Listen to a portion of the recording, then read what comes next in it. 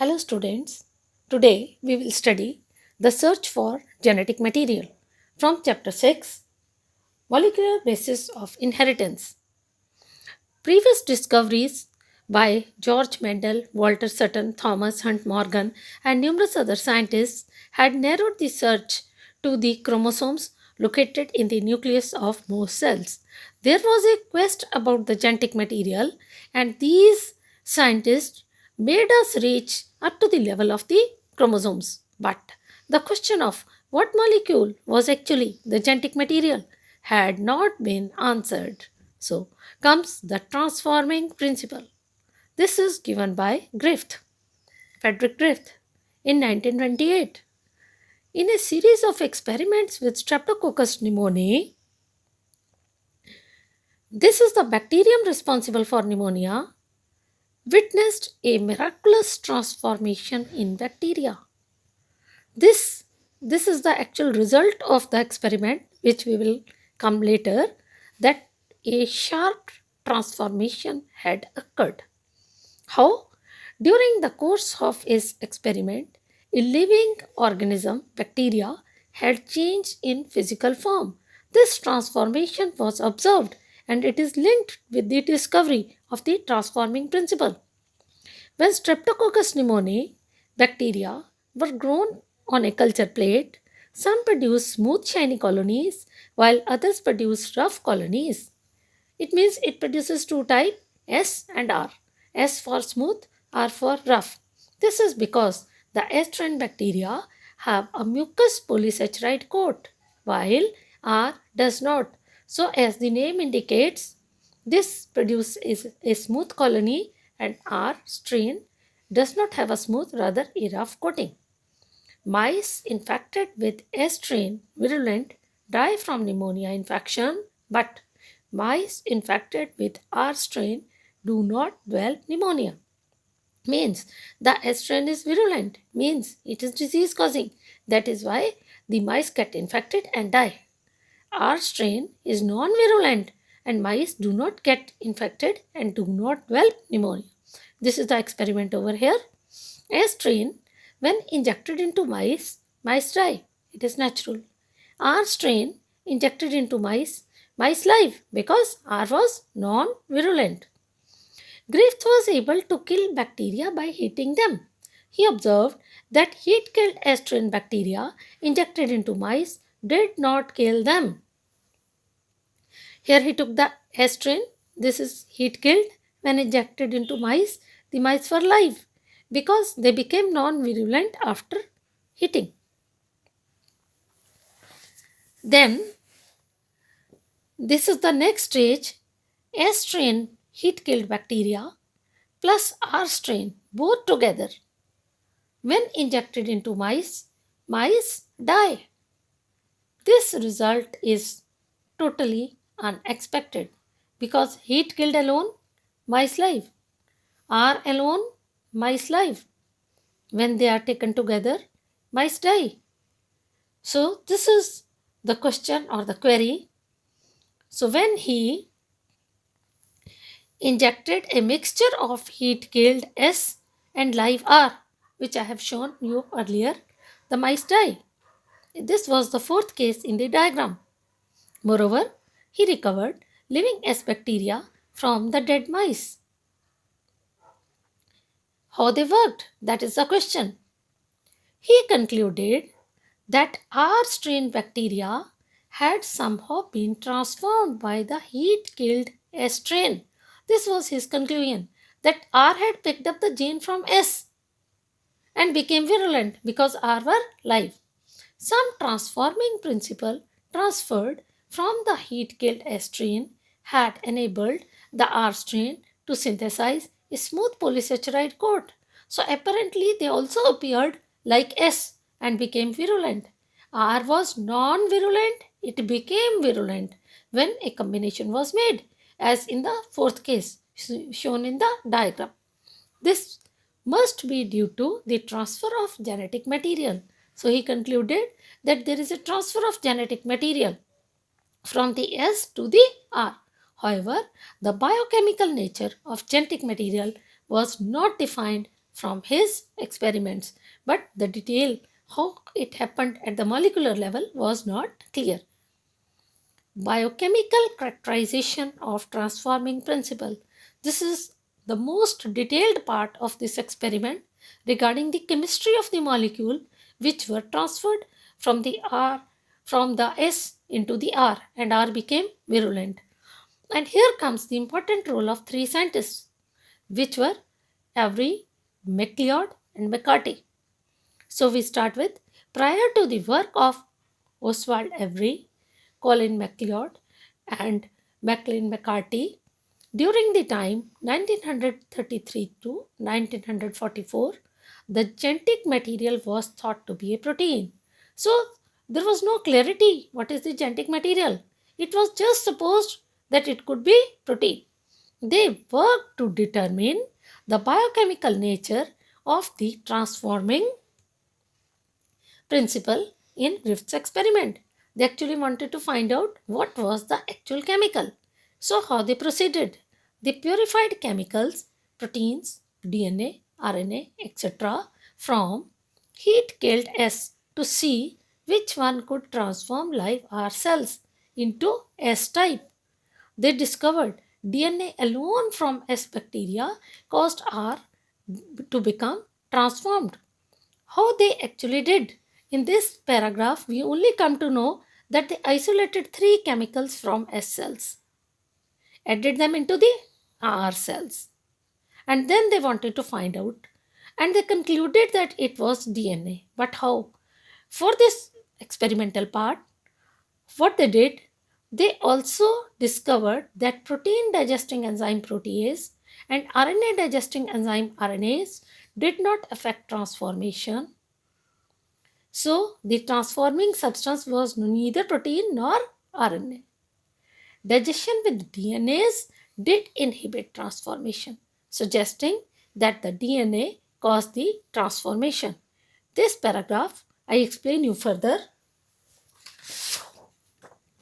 This is the heat killed S cells. These are the heat killed S cells. These three scientists isolated proteins, DNA, and RNA from them just to find out which could be the actual cause, whether protein, whether DNA, whether RNA. They added these into the R cells, and the result was that they changed into S cells. But how they worked?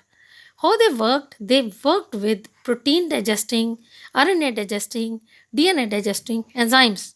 I show you here protease, RNase, DNase, taking them one by one. In the first case, protein DNA plus RNA, protease enzyme is added. When this mixture is mixed with R cells, the result is transformation occurs. It means protein was eliminated with the help of protease. Other items are there. So, no effect on transformation. Next case, protein plus DNA plus RNA plus RNase. When this was added into the R cells, actually these are the components of the S cells when added into the R cells. And in this case, we are breaking the RNA, eliminating the RNA. Again, the transformation occurs. It means no effect if we eliminate the RNA. Here, no effect if we eliminate the protein. In the third case, it is protein plus DNA plus RNA plus DNase. Now we are eliminating the DNA. When this mixture is added into the R cells, transformation does not occur, which was actually occurring. And now we conclude it is the DNA which makes this transformation possible.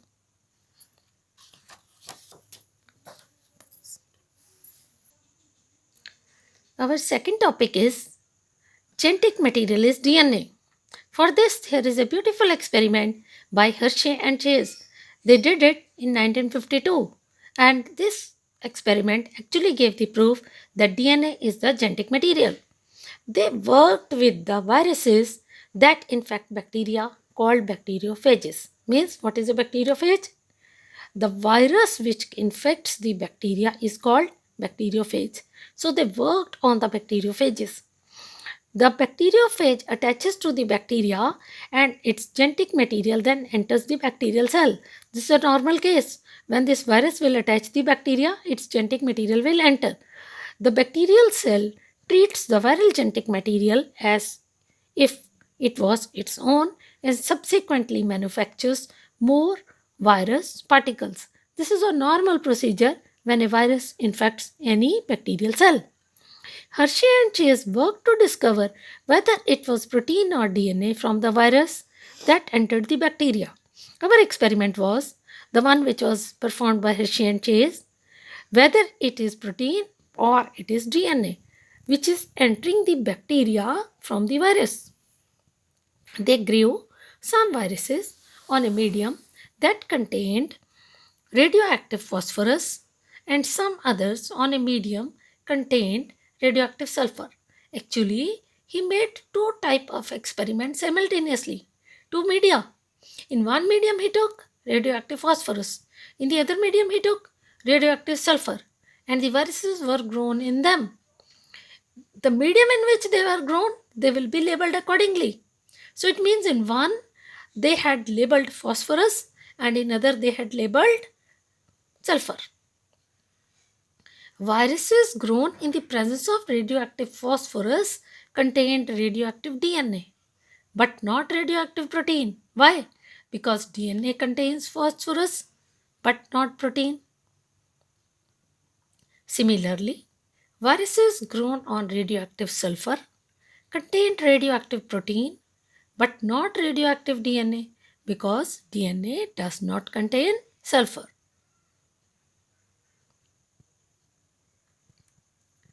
Radioactive phages were allowed to attach to E. coli bacteria.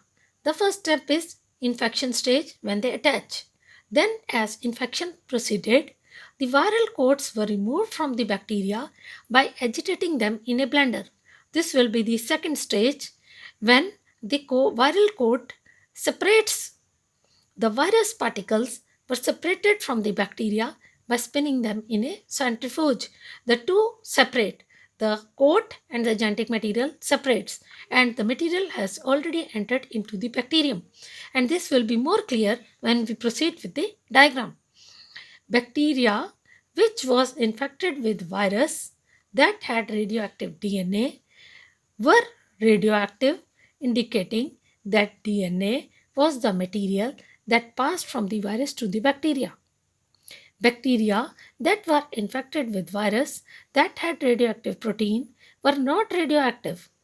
This indicates that proteins did not enter the bacteria from virus. DNA is therefore the genetic material that passed from the virus to the bacteria. This paragraph will be very much clear when we proceed with the diagram. Here, in the first stage, this is the bacteriophage. Actually, this is a virus. The virus which feeds on the bacteria is called bacteriophage. This was grown in a medium containing radioactive sulfur, so its protein became radioactive. And here, this was grown in a medium containing radioactive phosphorus, and its DNA became radioactive. They were grown in two separate media. And now we are showing the infection stages. Now, when bacteria was introduced with them, the bacteria got infected. This shows the infection stage. In the infection means the virus has attached to the bacteria, and here also virus has attached to the bacteria, and the stage is infection. During infection, whatever is the genetic material over here will travel into the bacteria. Here it was not radioactive and here it was radioactive. But the genetic material is entering over here and the outer body is attached over here. We call it infection stage. Second part in the experiment was blending with the help of a mixture. Means the mixture, with the help of mixture, these get separated. The coats are separate. But here indicating radioactivity with red color over here and radioactivity with red color over here. Here simply it is the separation of the coat from the bacterium and the stage is blending of the experiment. The third part of the experiment is centrifugation. Now, the coats will be totally separated from the bacterium. Here also the coat is totally separated from the bacterium. Earlier it was a mixture in the blending machine, and now by using the centrifugation technology, means in which heavy particles settle down and light particles remain up, the upper part is supernatant in both the cases and lower part is bacteria. Here he is writing no radioactivity detected in the supernatant. Supernatant is the fluid in the tube, and no radioactivity over here. Actually, the radioactivity is in the cell, indicated with the red color. We had started this with phosphorus, and that phosphorus was radioactive entering over here.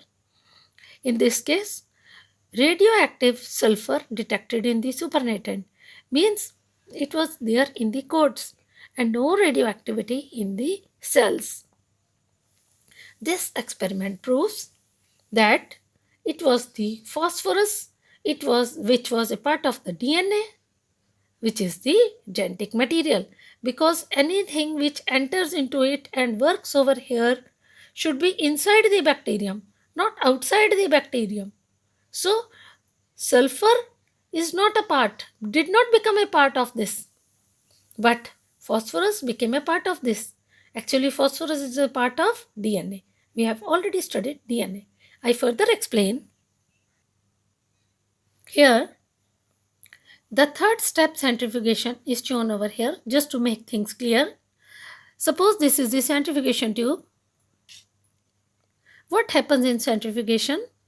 The heavy parts settle down and the light material is floating up. In both the cases, the protein coats are floating in the supernatant. This is the supernatant, and the bacterial cells are settling down. When we had used radioactive sulfur, the radioactivity was found in the supernatant but not in the cells, because this is the DNA is not a part, or the genetic material does not contain any sulfur. Here there is no radioactivity in the supernatant because this part is made up of protein and protein has sulfur, and we are not using sulfur over here, radioactive. And here radioactivity is found in the cells because we had used phosphorus. And it is just to explain the third part of the centrifugation. So finally this experiment concludes that it is the DNA which is the genetic material. So this is Hershey and Chase experiment which concludes that DNA is the genetic material.